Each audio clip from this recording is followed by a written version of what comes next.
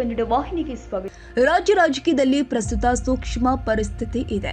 ಯಾವುದೇ ಸಂದರ್ಭದಲ್ಲಿ ಸಿದ್ದರಾಮಯ್ಯ ಮುಖ್ಯಮಂತ್ರಿ ಸ್ಥಾನಕ್ಕೆ ರಾಜೀನಾಮೆ ಕೊಡಬೇಕಾಗುತ್ತೆ. ಮುಂದೆ ರಾಜ್ಯದಲ್ಲಿ ಏನಾಗುತ್ತೆ ಎಂಬುದನ್ನ ಕಾದು ನೋಡಿ ಎಂದು ಬೆಳಗಾವಿ ಸಂಸದ ಜಗದೀಶ್ ಶೆಟ್ಟರ್ ಹೇಳಿದ್ದಾರೆ. ಸಿದ್ದರಾಮಯ್ಯ ಅವರನ್ನ ಸಿಎಂ ಸ್ಥಾನದಿಂದ ಕೆಳಗಿಳಿಸಲು ಬಿಜೆಪಿ ಹುನ್ನಾರ ಮಾಡ್ತಾ ಇದೆ ಎಂಬ ಆರೋಪಕ್ಕೆ ಬೆಳಗಾವಿಯಲ್ಲಿ ಪ್ರತಿಕ್ರಿಯಿಸಿ, ಯಾವ ಹುನ್ನಾರವೂ ಇಲ್ಲ, ಯಾರು ತಪ್ಪು ಮಾಡಿದಾರೋ ಅವರ ರಾಜೀನಾಮೆ ಕೇಳ್ತಾ ಇದ್ದೇವೆ. ತಪ್ಪು ಮಾಡಿಲ್ಲ ಅಂದ್ರೆ ಅವರು ಹೆದರೋ ಕಾರಣವೂ ಇಲ್ಲ, ಅಧಿಕಾರದಿಂದ ಇಳಿಸುವ ಪ್ರಶ್ನೆಯೂ ಇಲ್ಲ ಎಂದರು. ಯಡಿಯೂರಪ್ಪ ಪ್ರಕರಣದಂತೆ ಸಿದ್ದರಾಮಯ್ಯ ಪ್ರಕರಣ ತಾಳೆ ಹಾಕ್ತಿದ್ದಾರೆ ಎಂಬ ಪ್ರಶ್ನೆಗೆ ಉತ್ತರಿಸಿ, ಅವತ್ತಿನ ಪ್ರಕರಣ ಬೇರೆ, ಎರಡು ಪ್ರಕರಣವನ್ನ ತಾಳೆ ಹಾಕಲು ಬರೋದಿಲ್ಲ. ಈ ಪ್ರಕರಣದ ಬಗ್ಗೆ ಕಾನೂನು ತಜ್ಞರು ತಮ್ಮ ಅಭಿಪ್ರಾಯ ಹೇಳ್ತಿದ್ದಾರೆ. ನನ್ನ ಪ್ರಕಾರ ಪ್ರಕರಣದಲ್ಲಿ ಮುಖ್ಯಮಂತ್ರಿ ಸಿದ್ದರಾಮಯ್ಯ ತಪ್ಪು ಇರೋದು ಎದ್ದು ಕಾಣುತ್ತೆ ಎಂದರು. ರಾಜ್ಯಪಾಲರಿಗೆ ಖಾಸಗಿ ದೂರು ಬಂದಿದೆ. ಆ ಆಧಾರದ ಮೇಲೆ ನೋಟಿಸ್ ಕೊಟ್ಟಿದ್ದಾರೆ. ಮೂಡಾ ಹಗರಣ ಕುರಿತು ಕ್ಯಾಬಿನೆಟ್ನಲ್ಲಿ ಚರ್ಚೆ ಕೂಡ ಆಗಿದೆ. ಆ ಹಗರಣದಲ್ಲಿ ಮುಖ್ಯಮಂತ್ರಿ ಭಾಗಿಯಾಗಿರೋದು ಕಂಡು ಬರುತ್ತೆ. ಈ ಹಗರಣದಲ್ಲಿ ರಾಜ್ಯಪಾಲರು ಯಾವ ಕ್ರಮ ಕೈಗೊಳ್ತಾರೋ ಕಾದು ನೋಡಬೇಕಾಗಿದೆ.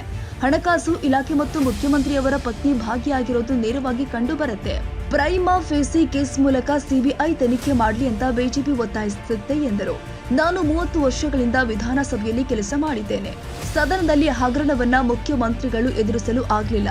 ಸ್ಪೀಕರ್ ಮೂಲಕ ರಿಜೆಕ್ಟ್ ಮಾಡುವ ಕೆಲಸ ಮಾಡಿದ್ದಾರೆ. ಅಸೆಂಬ್ಲಿಯಲ್ಲಿ ಕೊಡಬೇಕಾದ ಉತ್ತರವನ್ನ ಪತ್ರಿಕಾಗೋಷ್ಠಿ ಮೂಲಕ ಕೊಟ್ಟಿದ್ದಾರೆ. 1 ಪೇಜ್ ಜಾಹೀರಾತು ಮೂಲಕ ಮುಖ್ಯಮಂತ್ರಿಗಳು ಭಾಗಿಯಾಗಿರೋದು ಸಾಬೀತಾಗಿದೆ. ಮುಖ್ಯಮಂತ್ರಿ ರಾಜೀನಾಮೆಗೆ ಹಾಗೂ ಸಿಬಿಐ ತನಿಖೆಗೆ ಒತ್ತಾಯಿಸಿ ಬಿಜೆಪಿ ಪ್ರತಿಭಟನೆ ಮಾಡ್ತಾ ಇದೆ ಎಂದರು. ರಾಜಭವನದ ದುರ್ಬಳಕೆ ಆರೋಪದ ಕುರಿತು ಮಾತನಾಡಿ, ಮೂಡಾ ಹಗರಣದಲ್ಲಿ ಮುಖ್ಯಮಂತ್ರಿಗಳಿಂದ ಅಧಿಕಾರ ದುರ್ಬಳಕೆ ಆಗಿದೆಯೋ ಇಲ್ವೋ ಎಂದು ಪ್ರಶ್ನಿಸಿದ ಜಗದೀಶ್ ಶೆಟ್ಟರ್, ಯಾವ ಭೂಮಿ ಸ್ವಾಧೀನಪಡಿಸಿಕೊಂಡಿರ್ತಾರೋ ಅದರಲ್ಲಿ 50 ಸೈಟ್ ಕೊಡೋದು ಕಾನೂನುಬದ್ಧ. 3 ಎಕರೆ ಜಮೀನಿನಲ್ಲಿ ಕೊಟ್ಟಿದ್ರೆ ಓಕೆ, ಅದನ್ನ ಯಾರು ಕೂಡ ಪ್ರಶ್ನೆ ಮಾಡ್ತಾ ಇರಲಿಲ್ಲ. ಆಗ ನೀವು ಡಿಸಿಎಂ ಇದ್ರೆ, ನಿಮ್ಮಿಂದ ಅಧಿಕಾರ ದುರ್ಬಳಕೆ ಆಗಿದೆ, ಹಾಗಾಗಿ ನಿಮ್ಮಿಂದ ಮುಂದಿನ ಕಾನೂನು ಕ್ರಮವನ್ನ ನಾವು ಎದುರಿಸಬೇಕಾಗುತ್ತೆ ಎಂದು ಟಾಂಗ್ ಕೊಟ್ಟಿದ್ದಾರೆ. ಬಿಜೆಪಿ ಪಾದಯಾತ್ರೆಯಲ್ಲಿ 2 ಗುಂಪು ಆಗಿರೋದ್ರ ಬಗ್ಗೆ ವರಿಷ್ಠರು ಮಾತನಾಡ್ತಾರೆ. ಪಕ್ಷದ ಒಳಗಿನ ಸಮಸ್ಯೆಗಳನ್ನ ಬಗೆಹರಿಸುವ ಕೆಲಸ ಅವರು ಮಾಡ್ತಾರೆ ಎಂದರು. ಸನ್ಮಾನ್ಯ ರಾಜ್ಯಪಾಲರು ಯಾರು ಒಂದು ಪ್ರೈವೇಟ್ ಕಂಪ್ಲೇಂಟ್ ಬಂದಿತ್ತು, ಅದರ ಆಧಾರದ ಮೇಲೆ ಅವ್ರಿಗೆ ನೋಟಿಸ್ ಕೊಟ್ಟಿದ್ದಾರೆ. ಪ್ರಾಸಿಕ್ಯೂಷನ್ ಮಾಡಬೇಕು ಬೇಡಬೇಕು, ಅದಕ್ಕೆ ನಿಮ್ದೇನು ಕ್ಲಿಯರಿಫಿಕೇಶನ್ ಅನ್ನೋ ಸಲುವಾಗಿ ಒಂದು ಪ್ರಾಸಿಕ್ಯೂಷನ್ಸ್ ಇದ್ರ ಬಗ್ಗೆ ನೋಟಿಸ್ ಕೊಟ್ಟಿದ್ದಾರೆ. ಅದಕ್ಕೆ ಅವರು ಉತ್ತರನ ಕೊಟ್ಟಿದ್ದಾರೆ, ನೀನು ಕ್ಯಾಬಿನೆಟ್ ಡಿಸಿಷನ್ ತಗೊಂಡಿದ್ದಾರೆ. ಇಲ್ಲಿ ಕಾನೂನಿನ ಸೂಕ್ಷ್ಮತೆಗಳು ಅಳಕ್ ಮಾಡಿದ್ದಾವೆ. ಏನಂದ್ರೆ ಭಾಳ ನಾ ಹಿಂದಿನ ಹಲವಾರು ವಿಚಾರದಲ್ಲಿ ಹೇಳಿದ್ದೀನಿ, ಮೂಡಾ ಹಗರಣದಲ್ಲಿ ಮುಖ್ಯಮಂತ್ರಿಗಳ ಇನ್ವಾಲ್ವ್ಮೆಂಟ್ ನೇರವಾಗಿದ್ದದ್ದು ಕಂಡು ಬರ್ತದೆ. ಯಾಕಂದರೆ ಇವತ್ತು 50% ಡೆವಲಪ್ಡ್ ಸೈಟ್ಸ್ಗಳನ್ನು ಹಿಂದೆ 10 ವರ್ಷ ಹಿಂದೆ ಡೆವಲಪ್ ಆದಂಥ ಸೈಟ್ಸ್ಗಳನ್ನು ತೆಗೆದುಕೊಂಡಿದ್ದು ಅಲ್ಲಿ ರೂಲ್ಸ್ ಕಾನೂನಿನ ವಿರೋಧಿ ಇದ್ದಂಥದ್ದು. ಹೀಗಾಗಿ ಇಲ್ಲಿ ಪ್ರೈಮಾ ಫೇಸಿ ಕೇಸ್ ಇರುವಂಥದ್ದು ಸಿದ್ಧ ಆಗಿದೆ. ಆ ಹಿನ್ನೆಲೆಯಲ್ಲಿ ಇವತ್ತು ಮುಂದೆ ರಾಜ್ಯಪಾಲರು ಏನು ನಿರ್ಧಾರ ಕೈಗೊಳ್ತಾರೆ ಅದು ಅವ್ರು ಬಿಟ್ಟಂಥ ವಿಚಾರ.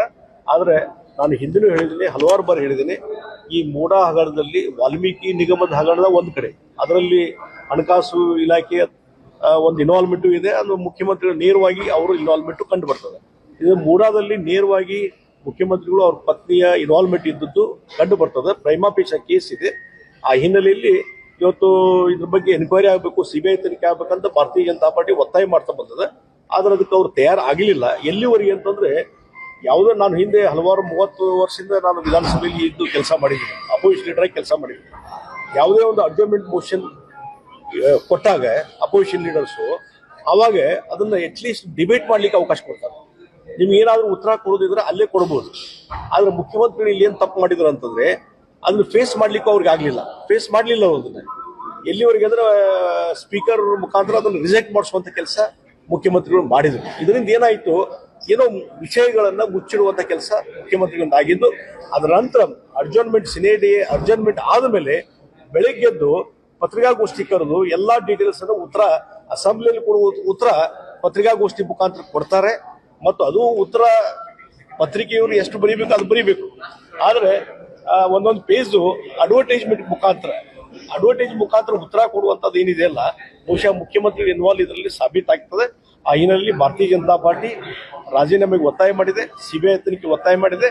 ಅದಕ್ಕೆ ಅವ್ರು ಬೆಂಡ್ ಆಗದೇ ಇರುವುದರಿಂದ ಈಗ ಪಾದಯಾತ್ರೆ ಮುಖಾಂತರ ಅವರು ಇವತ್ತು ಪ್ರತಿಭಟನೆ ಮಾಡುವಂತದ್ದು ಭಾರತೀಯ ಜನತಾ ಪಾರ್ಟಿ ಕೈಗೊಂಡಿದೆ. ಕುಮಾರಸ್ವಾಮಿ ಅವರು ನಿನ್ನೆ ಬೆಂಬಲ ಕೊಡಂಗಿಲ್ಲ ಅಂತ ಹೇಳಿದ್ರು.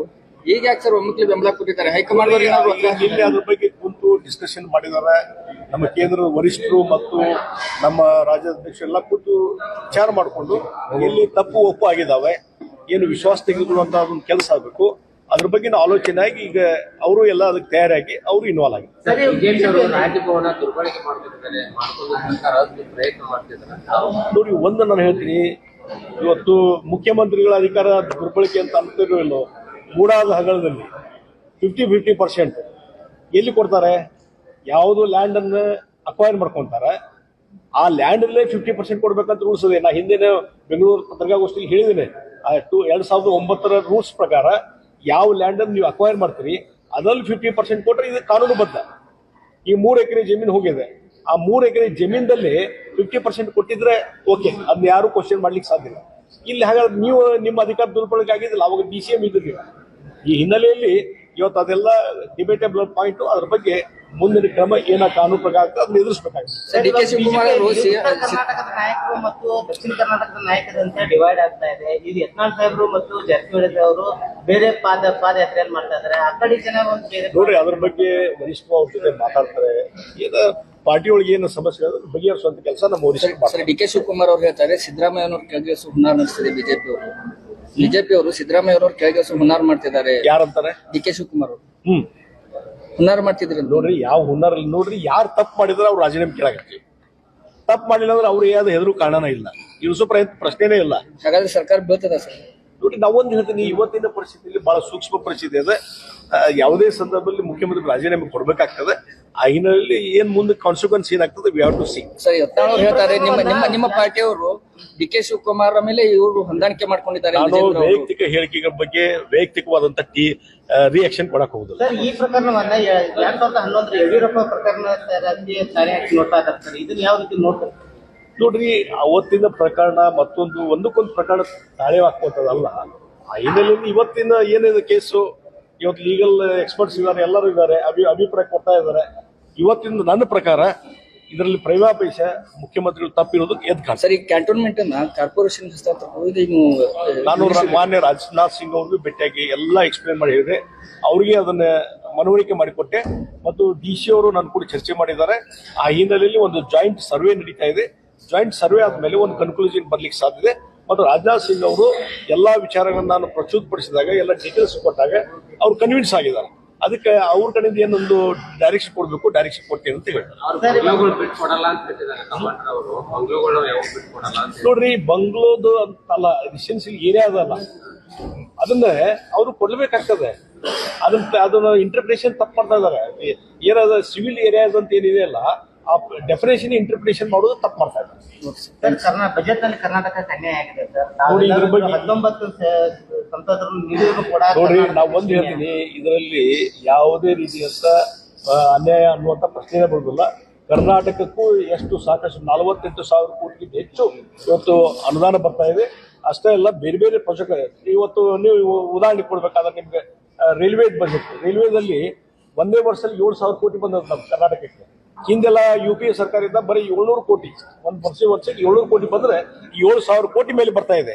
ಹೀಗಾಗಿ ಅವೆಲ್ಲವನ್ನೂ ಲೆಕ್ಕ ಹಾಕಬೇಕು. ಇವತ್ತು ಯಾವುದೇ ರೀತಿ ಅನ್ಯಾಯ ಆಗಿಲ್ಲ ಅಂತ ನಾನು ಸ್ಪಷ್ಟವಾಗಿ.